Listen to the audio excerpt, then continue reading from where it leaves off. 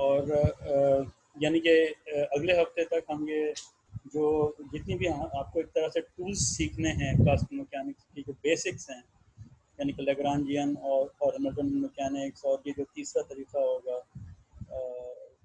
Poisson brackets का, जो एक किस्म का ये अलजेब्रा फॉर्म करता है, ये एक और तरीका है मैकेनिक्स करने का।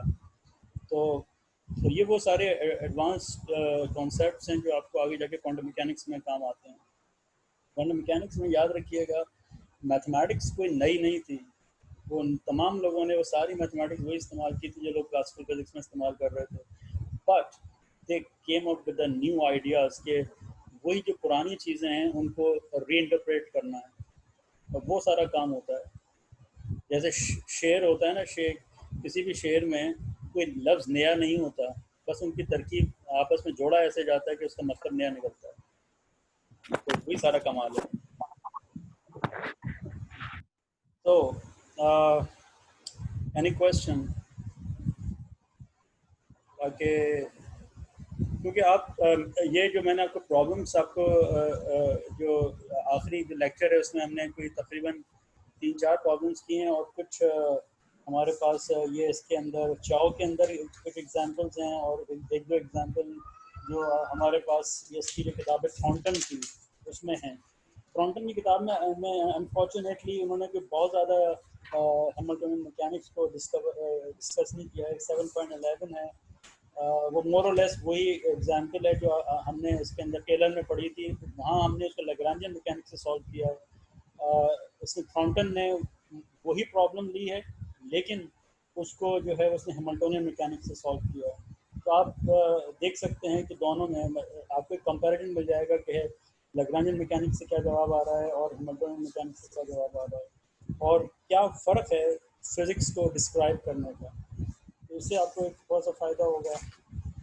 इसी तरह 7.12 जो है थॉर्नटन की, उसमें उसने स्फेरिकल पेंडुलम को उसने डिस्कस किया है। तो आपको ये 7.12 करने का फ़ायदा ये होगा कि इसी तरह की प्रॉब्लम जो है वो लैग्रांजियन मैकेनिक्स में भी आती हैं। वहाँ हम एक दफ़ा इसको जो है वो लैग्रांजियन मैकेनिक्स के ज़रिए से सॉल्व करते हैं। ठीक है, लैग्रांजियन एक दफ़ा आप लिख लें तो आप, हमने जैसे मैंने जो हमारा लेक्चर है पिछले 2 लेक्चर, तो जो मैंने रिकॉर्डेड है और दूसरा, बल्कि दोनों रिकॉर्डेड हैं, और फिर हमने आपको दफ़ा खैर उसको हमने शायद इतना डिस्कस नहीं किया, लेकिन जो दोनों रिकॉर्डेड लेक्चर्स हैं 5th चैप्टर पे चाहो के, उसमें आप देखिए कि मैंने बार बार एम्फसाइज़ किया है कि अगर हमारे पास हैमिल्टनियन आ जाए, और हैमिल्टनियन लिखने का तरीका ये है कि आपके पास जनरलाइज मोमेंटम हो, क्यू डॉट हो और लैग्रांजियन हो, तो आप हैमिल्टनियन किसी भी सिस्टम के लिए लिख सकते हैं। एक दफ़ा आप लैग्रांजियन लिख लें तो आप दोनों तरह के प्रॉब्लम सॉल्व कर सकते हैं, लैग्रांजियन के भी और हैमिल्टनियन के भी। मैं तो आपको ये इंकरेज करूँगा कि जब आप इस तरह की प्रॉब्लम्स करें जहाँ आप लैग्रांजियन मैकेनिक्स को डील कर रहे हो, वहाँ साथ साथ आपको लैग्रांजियन आ गया तो आप उसका हैमिल्टनियन मैकेनिक्स भी करके देख लें, आपको प्रैक्टिस हो जाएगी। देखिए ये सारा खेल प्रैक्टिस का है।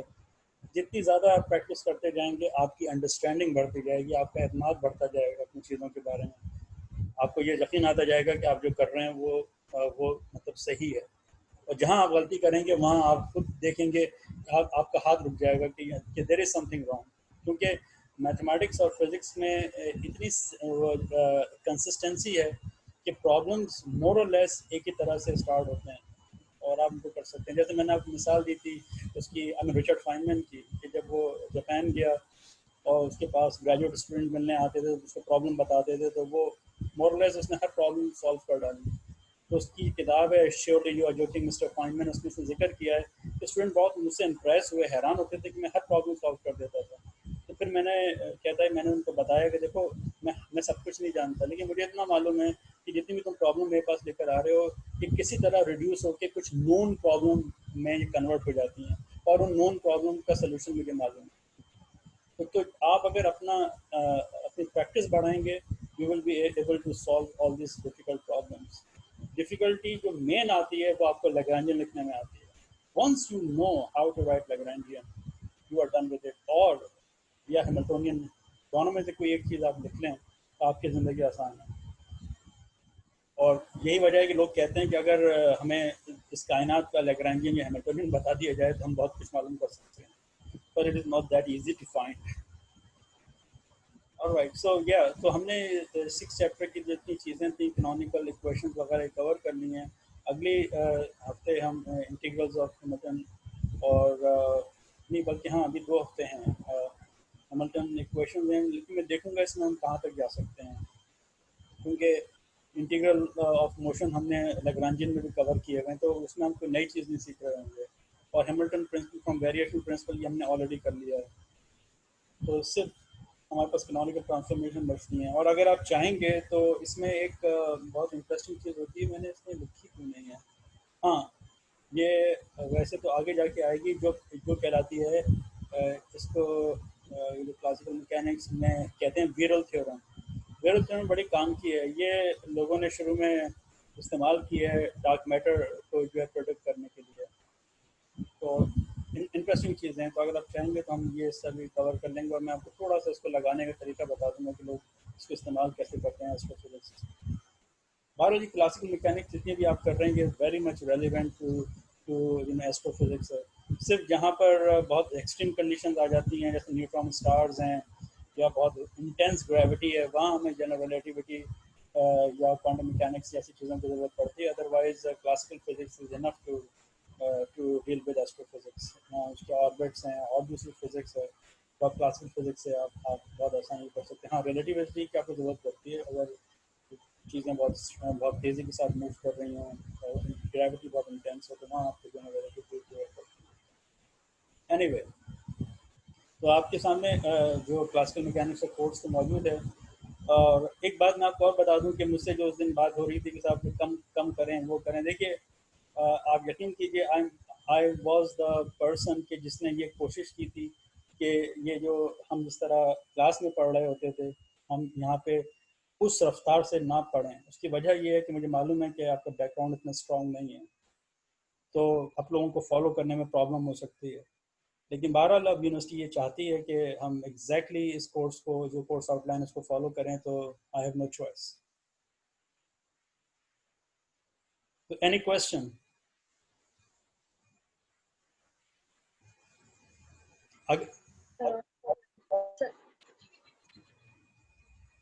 ये Sorry? जी मारूफ, आपने एक सवाल किया था, मैंने उसका जवाब नहीं दे पाया, मैं कुछ काम में बिजी था। मैं आपको आज वो उसका सवाल बाकायदा लिख के जो आपने सवाल पूछा उसका जवाब मैं आपको दे देता हूँ। बल्कि आप अगर अभी आप सुन ही लीजिए कि देखिए Yes. जो आपका सवाल था उसमें देखिए 3 चीज़ें हैं। पहली चीज़ तो ये कि वो जो हमने टॉपिक किया था जिसमें हमने लैग्रांज अनडिटरमाइंड मल्टीप्लायर का जो टॉपिक कवर किया था, देखिए पहली बात तो उसने ये बताने की कोशिश की है कि नॉर्मली जब हम हॉलोनॉमिक कंस्ट्रेंट्स की बात करते हैं तो वो बेसिकली क्या करते हैं कि कोऑर्डिनेट्स को आपस में रिलेट करते हैं। जैसे कि हमने वो जो हूप की मिसाल देखी थी, वो एक पार्टिकल है, एक हूप के ऊपर घूम रहा है, तो आप देखिए हम उसमें क्या लिख रहे थे, x equals to R cos theta या y equals to R sine theta. तो देखिए ये कंस्ट्रेंट जो आ रही है मिलके X square plus Y square is equals to R square आ रही हैं। तो यहाँ हम आप देखिए कि यहाँ कोऑर्डिनेट्स को आर और थीटा को हम एक्स के साथ या आर और थीटा को वाई के साथ हम जो रिलेट कर रहे हैं। तो ये हॉलोनॉमिक कंस्ट्रेंट जनरली क्या करती हैं कि कोऑर्डिनेट्स को आपस में रिलेट करती हैं, ठीक है। लेकिन उसने कहा कि बाज़ दफ़ा ऐसी सिचुएशन मुमकिन है कि हमारे पास ऐसे कंस्ट्रेंट्स हों जो बज़ाहिर नॉन होलोनॉमिक लग रही हों, क्योंकि उनमें ये हो रहा हो कि वहाँ कोऑर्डिनेट रिलेट नहीं हो रहे हों बल्कि वेलोसिटीज़ आ रही हों। मतलब जो हमारी जो कंस्ट्रेंट इक्वेशंस हों वहाँ कोऑर्डिनेट रिलेट ना हो रहा हो बल्कि वेलोसिटीज़ हों, ठीक है। तो फिर उसने ये तरीका बताया कि देखिए आप इसको अगर इस तरह की सिचुएशन हो तो उसको आप बिल्कुल फेस वैल्यू पे मत लें, बल्कि उसको ज़रा सा इन्वेस्टिगेट करें। तो उसने उस कंडीशन बताई कि अगर फर्स्ट करें कि हमारे पास partial F by partial T अगर जीरो हो जाए, वो कंस्ट्रेंट टाइम डिपेंडेंट ना रहे, भले से वेलोसिटीज हों, तो उनको अगर हम गौर से देखें तो वो पता ही चलता है कि बज़ाहिर वो वेलोसिटी डिपेंडेंट लग रही थी लेकिन वो वेलोसिटी डिपेंडेंट नहीं है। और आप उनको अगेन कोऑर्डिनेट्स के उसके अंदर यानी कि जब आप उन्हें आप उनको इंटीग्रेट करेंगी तो वो दोबारा से कोऑर्डिनेट ही आपस में रिलेट हो जाएंगे, ना कि वेलोसिटीज। तो उसने कहा उस सिचुएशन में हम अगर वो वाला पार्ट जिसमें कि हमने वो जो पूरी जो इसने इक्वेशन लिखी हुई थी जिसमें उसने एक जर्नल कंस्ट्रेंट इक्वेशन लिखी थी, उसको उठा के हम जो जो लैग्रांजियन की जो इक्वेशन है उसमें ऐड कर सकते हैं। बट प्रोवाइडेड कि हम उसमें टाइम वाला पार्ट हम अज्यूम कर रहे हैं कि वो वहाँ पे शामिल नहीं है, यानी कि कंस्ट्रेंट जो हैं वो रेहोनोमिक टाइप की हैं, सॉरी स्केलोनोमिक टाइप की हैं, उसके अंदर टाइम डिपेंडेंस नहीं आ रही है। ठीक है, तो उस सूरत में हाल में आप पूरा इक्वेशन लिख सकते हैं और वहाँ से आप लैग्रांज अनडिटरमाइंड मल्टीप्लायर का जो पूरा तरीका है वो आप इस्तेमाल कर सकते हैं। एक और चीज़ इसमें वो ये है कि जो हमने एग्जांपल्स में भी देखी कि हमारे पास, सॉरी, डिग्रीज ऑफ फ्रीडम जो थी वो कम थी, यानी कि हम जैसे कि वो जो एक डिस्क रोल करती हुई नीचे आ रही थी, तो वहाँ हमारे पास दो जनरलाइज कोऑर्डिनेट्स थे, वाई और थीटा। हम y is equal to r theta से हम वो जो कंस्ट्रेंट इक्वेशन आपस में रिलेट कर रही थी। तो हमारे पास चूंकि एक कंस्ट्रेंट इक्वेशन थी और उसमें जो है दो कोऑर्डिनेट्स थे, तो एक कंस्ट्रेंट इक्वेशन की वजह से और एक पार्टिकल की वजह से तो 2 टाइम्स 1 माइनस 1, यानी कि हमारे पास एक जनरलाइज कोऑर्डिनेट बच रहा था, राइट। तो ये हमारी चॉइस थी कि हम उसको बजाय दोनों वाई और थीटा कोऑर्डिनेट में इक्वेशन को लिखने के, हम ये कर सकते थे कि हम उसको सिंगल वेरिएबल में इक्वेशन को लिखते थे। ठीक है, लेकिन उससे हमें नुकसान ये होता कि वो इक्वेशन वैसे तो सॉल्व, वो पूरा सिस्टम सॉल्व तो हो जाता, लेकिन हमें फोर्सेस ऑफ कंस्ट्रेंट का पता नहीं चलता कि फोर्सेस ऑफ कंस्ट्रेंट कैसे कैसे लग रही हैं। तो हमने क्या किया कि वो जो लेग्रांज अनडिटरमाइंड मल्टीप्लायर मेथड है, उसमें हम अपने आप से डिग्रीज ऑफ फ्रीडम को देखते हुए हम अपने जनरलाइज कोऑर्डिनेट्स को कम नहीं करते, बल्कि उतना ही रहने देते हैं जितना के हैं, और हर कोऑर्डिनेट के लिए हम एक लेग्रांज अनडिटरमाइंड मल्टीप्लायर की इक्वेशन लिख लेते हैं। ठीक है, तो अब जैसे वो जो डिस्क वाला केस था उसमें हमारे पास ये दो इक्वेशंस थी वाई और थीटा के लिए, और तीसरी जो इक्वेशन वो कंस्ट्रेंट्स की आ रही थी। तो इस तरह मिलके हमारे पास तीन अननोन थे, वाई थीटा और लैम्डा, और हमारे पास तीन इक्वेशंस थी। तो इस तरह से हम वो प्रॉब्लम सॉल्व करने में कामयाब हो गए, न सिर्फ ये कि हमें उसकी पूरी डायनामिक्स पता चल गई, राइट, लेकिन साथ साथ हमें लैम्डा की वैल्यू भी पता चल गई, जो लैम्डा से मुराद हमारी फोर्सेस ऑफ कंस्ट्रेंट है। तो हमें यहाँ तक कि हमारे पास जो उस डिस्क पे लीनियर फोर्स लग रही थी वो भी हमारे पास निकल के आ गई। ठीक है, और साथ साथ जो एंगुलर मोमेंटम जो उस पर लग रही है, यानी कि सॉरी, इस पर टॉर्क लग रही थी, राइट, और एंगुलर मोमेंटम जो टॉर्क जनरेट कर रही थी, हम वो भी कैलकुलेट करने में कामयाब हो गए। तो ये चीज़ें उसके अंदर हमने बेसिकली कवर की हैं कि याद रखिए हॉलोनॉमिक कंस्ट्रेंट जो हैं वो कोऑर्डिनेट्स को आपस में रिलेट करते हैं, ना कि वेलोसिटीज़ को। यूजुअली जो हमारे पास नॉन हॉलोनॉमिक कंस्ट्रेंट्स हैं वो वहाँ पर वेलोसिटीज़ वगैरह आ जाती हैं। तो हम इस तरह की चीज़ों को अपने इस कोर्स के अंदर हम डील नहीं कर रहे, राइट। हम सिर्फ हॉलोनॉमिक कंस्ट्रेंट्स को डील कर रहे हैं। तो उसने कहा कि बाज़ दफ़ा ऐसा होता है कि बज़ाहिर लग रहा होता है कि कंस्ट्रेंट नॉन हॉलोनॉमिक हैं, लेकिन अगर हम उन्हें बहुत कीनली ऑब्जर्व करें तो पता चलता है कि हम उन अगर टाइम डिपेंडेंस, जैसे आपने देखा F partial F partial T को उसने एकदम जीरो किया, तो वो इक्वेशन कंस्ट्रेंट इक्वेशन थी वो इंटीग्रेबल बन गई। और जो हॉलोनॉमिक कंस्ट्रेंट्स होती हैं वो बेसिकली इंटीग्रेबल कंस्ट्रेंट है ना, हॉलो का मतलब होता है सम कर देना, राइट, ग्रीक लैंग्वेज में। तो हॉलोनॉमिक कंस्ट्रेंट से मुराद ये कि ऐसी कंस्ट्रेंट जो कि इंटीग्रेबल हो, तो वहाँ पर वो वेलोसिटी होने के बावजूद वो हम उसको इंटीग्रेट कर लिए, जब इंटीग्रेट हुए तो फिर वो हमारे पास कोऑर्डिनेट आपस में रिलेट हो गए। तो ये असल में उस टॉपिक के अंदर हम कवर करना चाह रहे थे। और हाँ, एक चीज़ ये कि देखिए please just give me 1 minute, मेरे यहाँ जो है वो अनएक्सपेक्टेडली लाइट चली गई। लाइट इस वक्त जाती नहीं है, कभी सुबह जाती है, कल रात से एकदम ये शुरू हुआ है कि रात को 3 बजे लाइट चली गई, कभी चली गई। तो मैं ज़रा सा अपना जनरेटर मैं ऑन कर दूँ ताकि मेरे कमरे में रोशनी हो सके। Just give me 1 minute please, बस मेरा वेट कीजिए, 1 मिनट के अंदर मैं आया।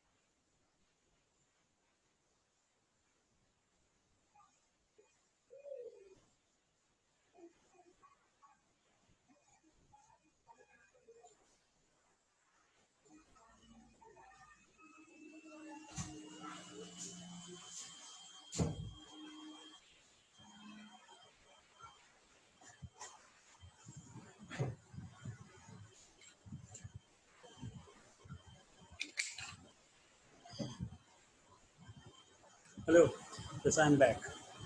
हाँ, अब आप पूछिए क्या पूछ रहे थे।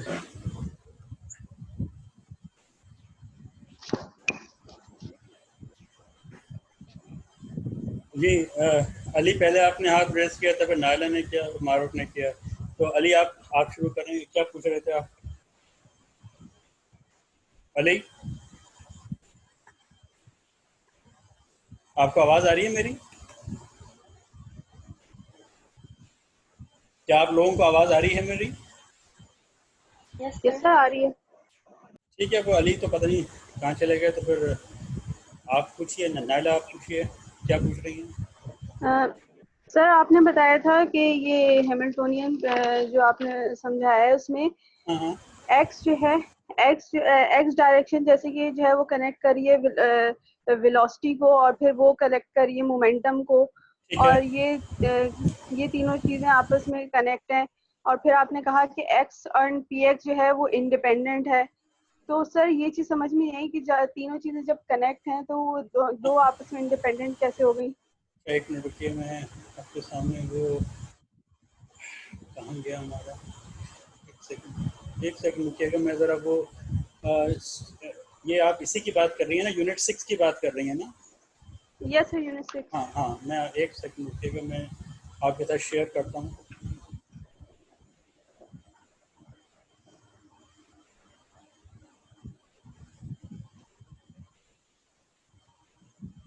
ओके।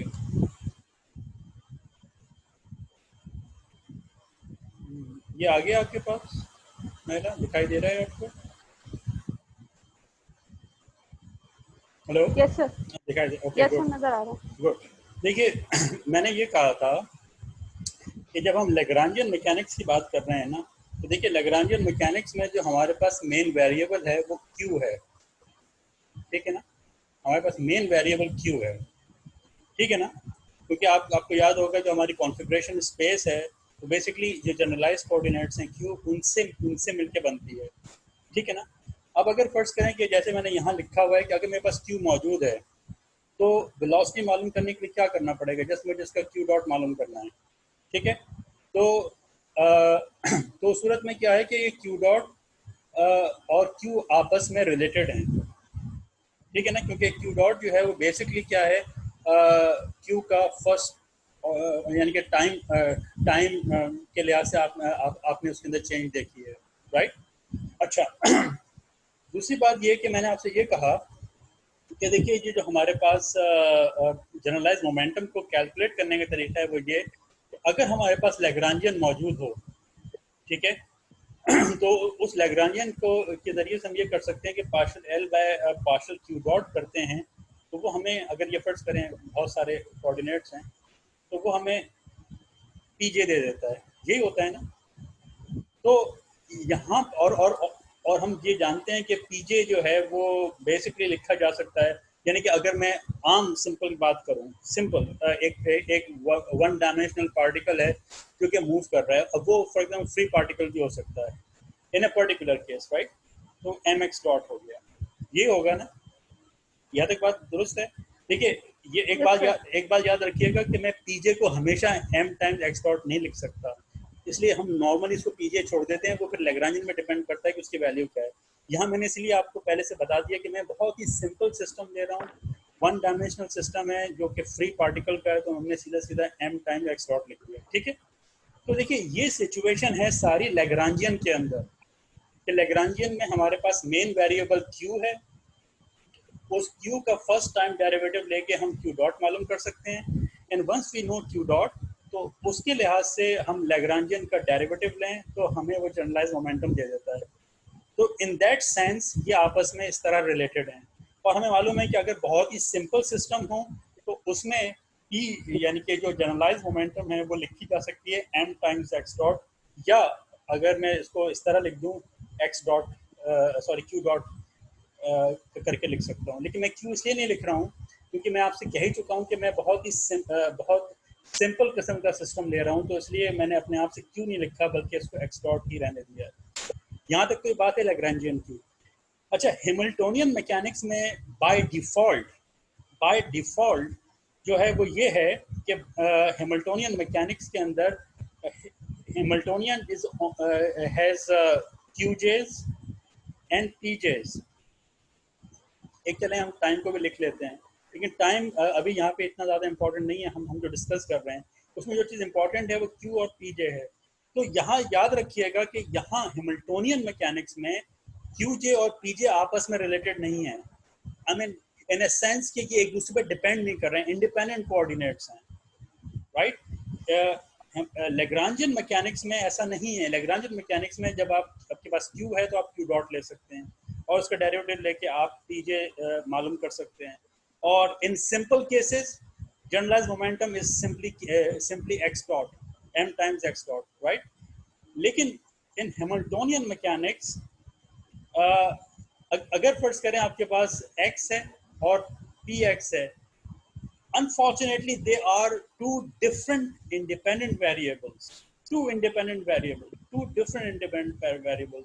ऐसा नहीं है कि यहाँ पर आप सिर्फ ये कह दें कि हमारे पास px है और वो तो mx डॉट के बराबर है।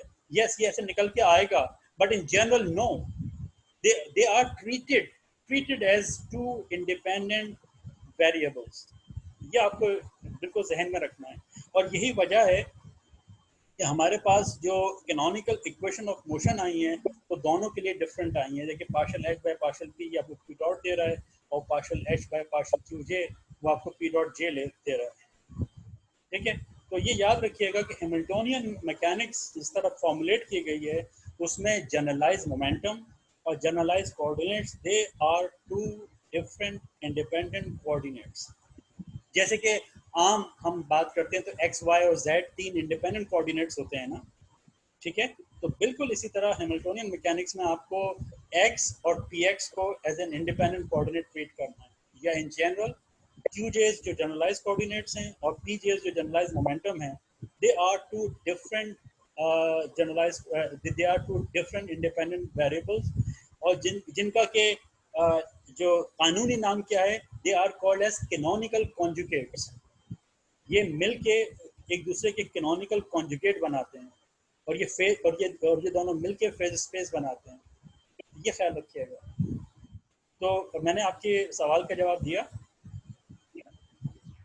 Yes sir. सर इसका मतलब ये है कि जैसे कि हमारे पास x और y कोऑर्डिनेट होता है, इसी तरीके से ये p और j होगा, p और q होगा। Yes, exactly. देखिए मैं आपको बताऊं, मिसाल के तौर पे आप नॉर्मली जैसे आम जब आप फिजिक्स करती हैं तो आपके पास कोई पॉइंट है, उस पॉइंट को जाहिर करने के लिए आपके पास क्या होना चाहिए, x होना चाहिए, y होना चाहिए और z होना चाहिए, ठीक है ना। इसी तरह अगर फर्ज करें कि आप जो है और अगर ऐसी सिचुएशन हो सिंपल किस्म की कि जिसमें फर्ज करें कि यही जनरलाइज कोऑर्डिनेट्स भी हों, तो आपकी फेज स्पेस को डिस्क्राइब करने के लिए कितने कोऑर्डिनेट चाहिए होंगे, वही ये तीन चाहिए होंगे। ऐसा ही होगा ना। आम सिचुएशन में एक फ्री पार्टिकल है, मूव कर रहा है, उसका आपको कोऑर्डिनेट बताने तो एक्स वाई जेड हैं, और इस सिचुएशन में जनरलाइज कोऑर्डिनेट भी एक्स वाई जेड हैं। लेकिन जब आप यही काम हैमिल्टोनियन मैकेनिक्स में करेंगे तो उस पॉइंट को डिस्क्राइब करने के लिए सिर्फ आपको एक्स वाई जेड ही नहीं चाहिए, बल्कि ये स्पेस जो है वो 6 डायमेंशनल होगी। आपको x के साथ px भी चाहिए होगा, py भी चाहिए होगा, pz भी चाहिए होगा, और ये सारे कोऑर्डिनेट एक दूसरे से इंडिपेंडेंट हैं। हम ये तो कह सकते हैं कि x और px कैनोनिकल कॉन्जुगेट्स हैं, y और py कैनोनिकल कॉन्जुगेट्स हैं, z और pz कैनोनिकल कॉन्जुगेट्स हैं, right, but they are independent. समझ आई बात? तो ये बात है। तो आम स्पेस में या जो हमारे पास कॉन्फ़िगरेशन स्पेस में, ये अगर 3 डायमेंशनल स्पेस है आपके पास तो ये 6 डायमेंशनल स्पेस हो जाएगी। और ये यकीनी तौर पे आपके दिमाग में बात क्लियर होनी चाहिए, ये जो मैं फेज स्पेस की बात कर रहा हूँ ये मुकम्मल तौर पर मैथमेटिकल स्पेस है, इसका आम स्पेस से कोई ताल्लुक नहीं है। और फेज स्पेस को इस्तेमाल करने का सबसे बड़ा फ़ायदा ये होता है कि आपकी बहुत सारी फिज़िक्स फेज स्पेस में आपको बहुत क्लियरली दिखाई दे रही होती है। मैं आपको छोटी सी मिसाल दूँ, ये एक एग्जांपल है यहाँ पे जो हमने की थी, और आप अगर गौर करें ये जो इक्वेशन लिखी हुई है ना हैमिल्टोनियन की, मैं इसको दोबारा आपके सामने लिख रहा हूँ जो आपको दिखाई दे रही है, p² / 2m और प्लस k/2 x स्क्वायर, ऐसी इक्वेशन लिखी हुई है, ठीक है। अगर फर्ज करें मैं मान लूं ये k/2 एक कांस्टेंट है, सम नंबर है, और 2/m ये भी एक नंबर है, ठीक है। तो हमारे पास मेन इक्वेशंस क्या बची, मैं इसको लिख सकता हूँ for example some constant c1 p square और plus some constant c2 x square.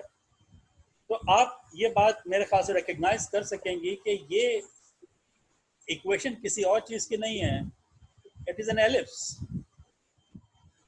यहाँ पर x है, यहाँ p है, अगर ये x है तो ये px है, राइट, और ये इसका सेंटर है। तो फेज स्पेस के अंदर ये आपको कुछ इलिप्टिकल जो ऑर्बिट्स दिखाई देंगे, जबकि आपको मालूम है कि ये इस तरह के ऑर्बिट आपके सामने कहीं नहीं बन रहे, लेकिन फेज स्पेस में बन रहे हैं। तो जब आप थोड़ी सी और कॉम्प्लिकेटेड फिजिक्स की तरफ जाते हैं तो ये इसी तरह की जो डायग्राम्स हैं वो आपको सिस्टम की स्टेबिलिटी के बारे में बहुत सारे मालूमात दे रही होती हैं, राइट। तो इस वजह से फेज स्पेस को यूज़ करना बहुत ही इंटरेस्टिंग हो जाता है, बहुत इंपॉर्टेंट हो जाता है। ख़ासतौर पे जब हम जैसे फॉर एग्जांपल केओस थ्योरी वगैरह की तरफ जाते हैं तो आप वहाँ जाके देखिएगा इसी से मिलती जुलती फेज डायग्राम्स हैं जो थोड़ी सी और कॉम्प्लिकेटेड हो जाती हैं, बट जो एक्सपर्ट्स होते हैं वो उन डायग्राम्स को देख के अंदाज़ा लगा लेते हैं कि ये सिस्टम कितना स्टेबल है, कितना स्टेबल नहीं है, and so on so fourth. तो ये आपके और ये जो हमारे पास पी और एक्स हैं, ये ज़रूरी नहीं है कि आर्म कोऑर्डिनेट और आर्म मोमेंटम हो।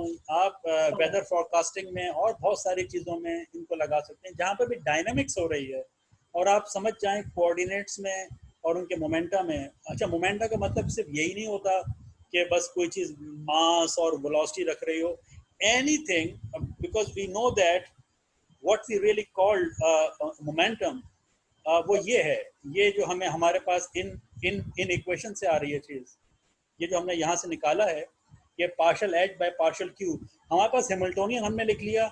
उस हैमिल्टोनियन का हम जब पार्शियल डेरिवेटिव लेंगे वो उसमें जो कोऑर्डिनेट मौजूद हैं उससे, तो हमारे पास rate of change of momentum आ जाएगा। उसको इंटीग्रेट कर लीजिए, वो आपको सिस्टम की मोमेंटम दे देगा। अब ये मोमेंटम का मतलब हरगिज़ ये मास इनटू वेलोसिटी टाइप की चीज़ नहीं है। whatever you get will be your generalized momentum, ठीक है। तो हमें चीज़ों को थोड़ा सा जनरलाइज करना पड़ेगा, एब्स्ट्रैक्ट करना पड़ेगा, और फिर हम उसको किसी भी डायनामिकल सिस्टम के ऊपर लगा सकते हैं। तो कुछ बात वाज़ेह हुई, कुछ मैं समझा पाया आपको? Yes sir. आप you can still keep asking question until and unless you understand what you are really going to ask. ये सर, ये जनरलाइज मोमेंटम का समझ नहीं आया कि आप कह रहे हैं कि जो मोमेंटम और ये जो जनरलाइज मोमेंटम है वो अलग अलग चीजें हैं। हाँ, मैं ये कह रहा हूँ, देखिए हम जिसको मोमेंटम कहते हैं ना वो तो ठीक है, m टाइम्स x डॉट है नॉर्मल जिंदगी में, ठीक है। लेकिन हमें ये इक्वेशन ये बता रही है कि पार्शियल h अगर हमारे पास हैमिल्टोनियन मौजूद है और हम उसका डेरिवेटिव लेते हैं क्यू जे से, ठीक है, तो हमारे पास जनरलाइज मोमेंटम का रेट ऑफ चेंज आ जाएगा। ये मतलब है इसका टोटल।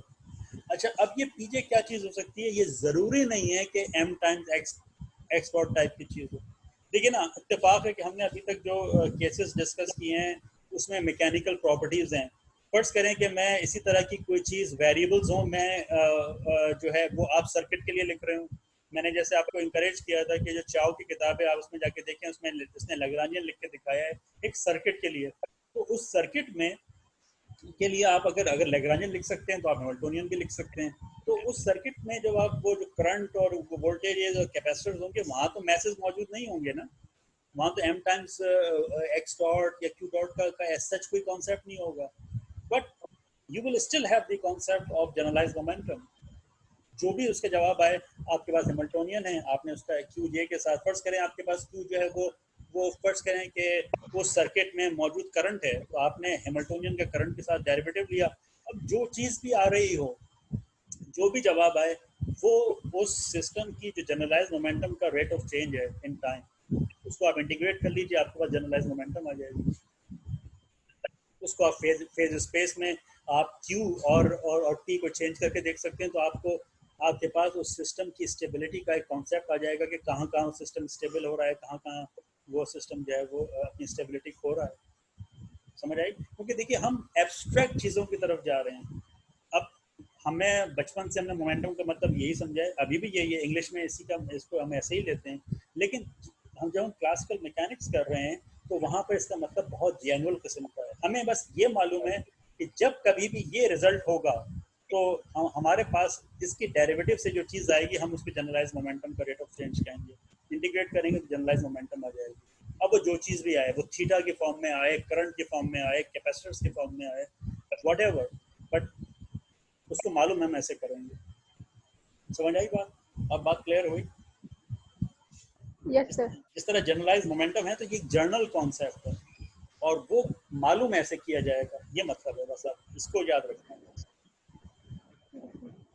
ये यस जी, पूछिए कौन पूछ रहा है?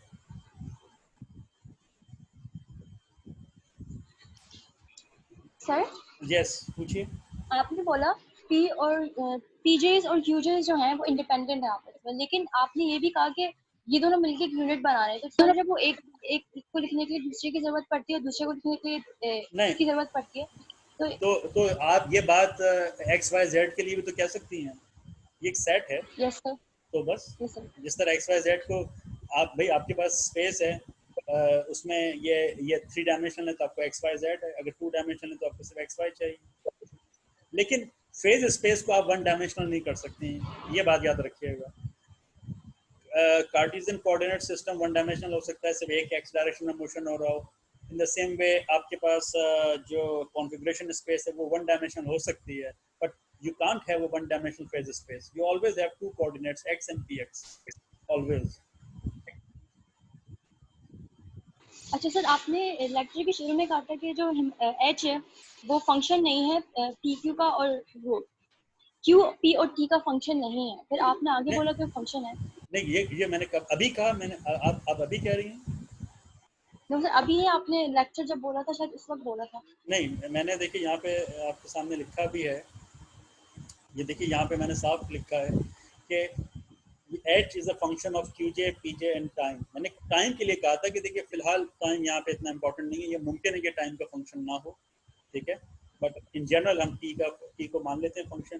तो मैंने उसे करस्पॉन्डिंग कहा कि qj का यहाँ मतलब x है और pj का मतलब px है। ऑन दी अदर हैंड जो लैग्रांजियन होता है, Lagrangian is a function of basically q। तो q डॉट्स हम लिख लेते हैं, लेकिन आपको पता है कि q डॉट्स जो हैं वो तो q पर ही डिपेंड कर रहे हैं ना, तो वहां पर ये क्यू और क्यू डॉट्स अलहदा नहीं है, वो एक दूसरे पर डिपेंड कर रहे हैं। एक दूसरे पे तो नहीं कहना चाहिए, बल्कि क्यू डॉट जो है वो क्यू पे डिपेंड कर रहा है। तो यहाँ पर ये इंडिपेंडेंट नहीं है, लेकिन यहाँ पे क्यू और पी हैमिल्टोनियन मैकेनिक्स में इंडिपेंडेंट है। सर एक और चीज पूछनी थी। हाँ आपने बोला हमें इक्वेशन की सिमेट्री पता चल जाती है, तो इक्वेशन की सिमेट्री किस सेंस में कि वो नेचर की जो लॉज हम फॉलो करके हमें आंसर दे रहा है, या उसको अगर हम प्लॉट करें तो हमें जो सिमेट्री नजर आ रही है उसमें। सर सिमेट्री, सिमेट्री इक्वेशन आप हाँ एक्सप्लेन कर सकते हैं थोड़ा? देखिए यस सर। सिमेट्री हमें यहाँ से दिख रही है ना, ये देखिए आप आपको ये देख के अंदाज़ा नहीं हो रहा कि ये इक्वेशन कितनी सिमेट्रिक है। आपके पास partial H by partial P किया तो आपके पास पी डॉट जे आ गया, और partial H by partial Q J किया तो आपके पास पी डॉट जे आ गया, एक्सेप्ट ये एक माइनस साइन है, यस सर। अदरवाइज तो ये इक्वेशन सिमेट्रिक है ना। तो जब भी हमारे पास इस तरह की यस सर। सिमेट्रिक इक्वेशंस होती हैं, they always indicate that there is some symmetry underlying in these equations, और वो लोग फिर उस सिमेट्री को जो है वो ढूंढने की कोशिश करते हैं। तो वो जब हम हैमिल्टोनियन मैकेनिक्स को फेज स्पेस में करने की कोशिश करते हैं तो आपको सिमेट्रीज जो है वो दिखाई देना शुरू हो जाती हैं, और वहाँ पे आप जैसे मैं बार बार कह रहा हूँ कि स्टेबिलिटीज़ वगैरह के मसाइल बहुत अच्छी तरीके से आप जो है हल कर सकते हैं, आपको दिखाई देंगे। ये चाओ में मेरे ख्याल से आगे जाके इसने शायद चैप्टर 6 दिया हुआ है, मुझे ठीक से याद नहीं है, मेरे ख्याल से चैप्टर 6 है, नहीं 5 तो यही है, 7 है शायद, जहाँ उसने सिर्फ ऑसिलेशन को डिस्कस किया है। आप देखें जब वो जनरल किस्म की ऑसिलेशंस की तरफ जा रहा है बिल्कुल, तो वहाँ जाके उसने इस तरह की चीज़ें डिस्कस की हैं कि फेज स्पेस के अंदर ये जो ऑसिलेशंस हैं वो हमें कैसे दिखाई देंगी। वो अभी तो नहीं कर सकता था क्योंकि वो थोड़ा सा एडवांस टॉपिक्स हो जाते हैं, but still they give you मतलब जब आप इन तमाम चीज़ों के साथ बहुत फेमिलियर हो जाएं तो फिर आपके लिए ये चीज़ों को डिस्कस करना आसान हो जाता है। तो इसने ये चीज़ें डिस्कस की हैं, लेकिन आगे चैप्टर्स में जाके नॉट मतलब ये तो आपका पहला ही एक्सपोजर है हैमिल्टन मैकेनिक्स के साथ, तो वो आपको अभी से ये चीज़ें नहीं बता सकता था, लेकिन मैं आपको सिर्फ ये बता रहा हूँ कि ये चीज़ें बहुत काम की हैं और ये बाज़ाहिर बहुत एब्स्ट्रैक्ट लग रही हैं and they are abstract but on the other hand they are very useful. जैसे कि आप इसकी फिगर 7.7 देखिएगा, ये ये कहलाते हैं एलिप्टिकल, जिसको क्या कहना चाहिए, इसका एक खास नाम है, ये एक्शन एंगल